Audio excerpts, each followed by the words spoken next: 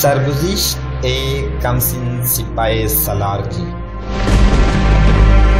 جو ایک مظلوم بہن کی پکار پر ہندو راجاؤں پر چڑھ دوڑا۔ تاریخ اسلام کے اس جرنیل نے بہادری، شجاعت اور قوت ایمانی سے نہ صرف سندھ کو فتح کیا بلکہ اپنے حسن سلوک سے وادی سندھ کو اسلام کے نور سے منور کر دیا۔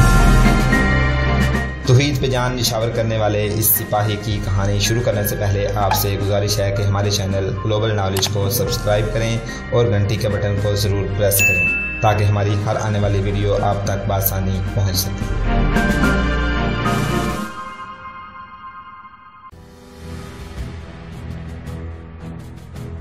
محمد بن قاسم نے وہاں سے کوچ کیا تو سیستان جا پہنچا۔ اس قلعہ بند شہر کے دروازے بند تھے اور وہاں کی فوج شہر کے ہر طرف دیوار پر کھڑی تھی۔ وزیر رائے کو اطلاع مل گئی تھی کہ عرب فوج آ رہی ہے۔ اس نے قلعے کا دفاع مضبوط کر لیا۔ عرب فوج نے دیکھا کہ ایک منجنیق بڑے دروازے کے اوپر دیوار پر رکھی ہوئی تھی۔ محمد بن قاسم کے حکم سے ایک نائب سالار آگے گیا اور اس نے اعلان کیا کہ مقابلہ کیے بغیر قلعے کے دروازے کھول دو۔ اگر ہم نے لڑ کر قلعہ فتح کیا تو ہم جزیہ بھی وصول کریں گے اور توان بھی، اور ہم شہر سے مال غنیمت بھی اکٹھا کریں گے، اور ہم فوج کے حاکموں کو زندہ نہیں رہنے دیں گے۔ آگے آؤ، دیوار کے اوپر سے اعلان ہوا۔ قلعہ فتح کر کے دکھاؤ، منجنیق دیوار کے قریب کر لو۔ محمد بن قاسم نے حکم دیا۔ جب منجنیق آگے لے جائی گئی تو دیوار کے اوپر سے تیروں کا می برس پڑا۔ اس کے ساتھ ہی جو منجنیق دیوار پر لگائی گئی تھی اس سے پتھر پھینکے جانے لگے۔ عرب فوج دیوار کے قریب چلی گئی لیکن کوئی ایسی جگہ نظر نہیں آتی تھی جہاں منجنیقوں سے مسلسل سنگباری کر کے دیوار میں شگاف ڈالا جا سکتا۔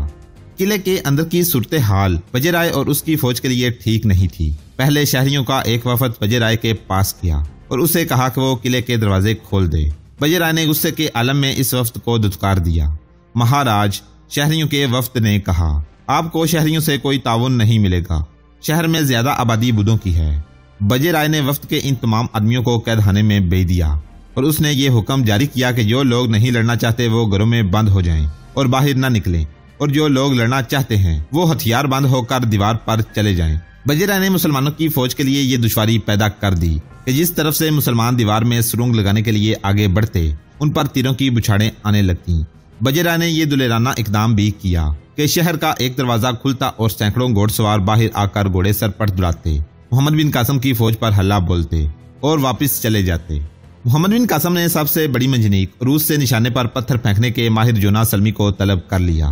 تم دیکھ رہے ہو جونا، محمد بن قاسم نے اسے کہا، ہندوؤں نے ہماری چرائی ہوئی منجنیق دیوار پر لگا رکھی ہے اور ہم پر پتھر پھینک رہی ہے۔ چھوٹی منجنیق سے اسے نشانہ نہیں بنایا جا سکتا۔ تم نے دیبل کے مندر کا گنبد توڑ کر جھنڈا گرایا تھا، اب اس منجنیق کو اڑا دو، اڑ جائے گی سپاہ سالار۔ جونا سلمی نے کہا، میں صرف 3 پتھر پھینکوں گا۔ اس نے عروس کو آگے کیا اور 3 وزنی پتھر پاس رکھوا لیے۔ اس منجنیق کو 500 آدمی کھینچتے تھے تو اتنا وزنی پتھر مطلوبہ فاصلے اور نشانے پر جاتا تھا۔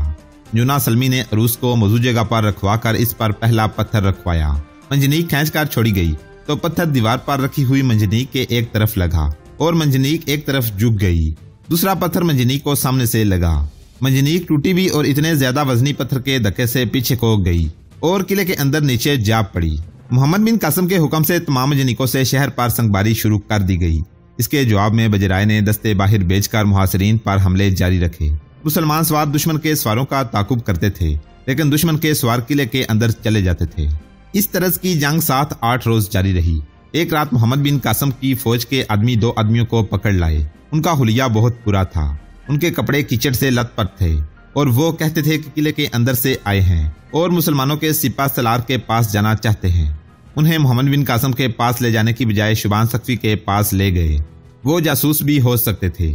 میں کیسے مان سکتا ہوں کہ تم قلعے کے اندر سے آئے ہو؟ شبان سقفی نے کہا، کیا صرف تم دونوں کے لیے قلعے کے دروازے کھول دیے گئے تھے؟ اور کیا تم لوگ یہ سمجھتے ہو کہ قلعے کے دروازے سے ہی اندر باہر آ جا سکتے ہیں؟ ان میں سے ایک نے کہا، وہ جس طرف چٹانیں اور ٹیلے ہیں اس طرف دیوار کے نیچے قلعے کے پانی کے نکلنے کا راستہ ہے۔ چونکہ اس طرف چٹانیں اور ٹیلے ہیں اور جگہ جگہ پانی جمع ہے اور دلدل بھی ہے، اس لیے وہ راستہ کسی کو معلوم نہیں، اور ویسے بھی کوئی اس طرف جا نہیں سکتا۔ ہم دونوں اس راستے سے رینگ رینگ کر نکلے ہیں اور یوں نکلنا آسان نہیں تھا۔ کیا مقصد تھا کہ تم باہر آئے ہو؟ شبان سقفی نے پوچھا۔ ہم بدھ ہیں، باہر آنے والوں میں سے ایک نے جواب دیا۔ کیا نیرون اور موج والوں نے تمہیں بتایا نہیں کہ سوستان کے اندر زیادہ تر آبادی بدھ لوگوں کی ہے اور یہاں ہمارے شمنی بھی ہیں، اور تم لوگ یہ تو جانتے ہوگے کہ بدھ مت کے لوگ کسی کے ساتھ لڑائی نہیں کیا کرتے، اور ہم یہ جانتے ہیں کہ مسلمان ان کو اپنا دوست جانتے ہیں اور ان کے ساتھ لڑائی نہیں کرتے۔ کیا نیرون میں سندر شمنی نے آپ کا استقبال نہیں کیا تھا؟ تم قلعے کے اندر جو پتھر پھینک رہے ہو وہ ہمارے گھروں پر گر رہے ہیں، ہم لوگ پرامن طریقے سے زندگی بسر کر رہے ہیں، ہم میں کسان بھی ہیں، بیوپاری بھی ہیں، کچھ لوگ کاریگر ہیں، اور ہم میں ایک اور آدمی بھی ہے، اور ہم میں کوئی ایسا آدمی بھی نہیں جو راجہ داہر کی فوج کا سپاہی ہو۔ ہمیں یہ بتاؤ کہ ہم تمہاری کیا مدد کر سکتے ہیں؟ شبان سقفی نے کہا، تم لوگ شہر کے اندر رہتے ہو، تمہیں پتھروں سے کس طرح بچایا جا سکتا ہے؟ تم نہیں، ہم تمہاری مدد کو آئے ہیں۔ ایک بدھ نے کہا، ہم جس راستے سے باہر آئے ہیں تم اس راستے سے اندر جا سکتے ہو، لیکن وہ راستہ سرنگ کی طرح کھلا کرنا پڑے گا، نیچے زمین کچی ہے، تم ابھی سرنگ کھودو اور صبح تک تمہارے بہت سے آدمی اندر چلے جائیں۔ ہمارے شمنیوں نے کہا ہے کہ تمہارے آدمیوں کو اندر مدد مل جائے گی، ہم دونوں تمہیں وہ جگہ دکھا دیتے ہیں۔ شبان سقفی اس وقت ان دونوں کو محمد بن قاسم کے پاس لے گیا اور اسے یہ ساری بات سنائی۔ محمد بن قاسم فوراً وہاں پہنچا اور دیکھا کہ قلعے کی دیوار کے ساتھ اس طرف کا علاقہ اس قابل نہیں تھا کہ وہاں کھڑا بھی رہا جا سکتا، وہاں بدبو بھی تھی اور کھڈ اور ٹیلے بھی تھے۔ محمد بن قاسم نے شبان سقفی کو ساتھ لے کر پانی کے باہر نکلنے کا راستہ دیکھا۔ محمد بن قاسم نے وہیں کھڑے کھڑے ایک ترکیب سوچ لی اور اسی وقت اس پر عمل شروع کر دیا۔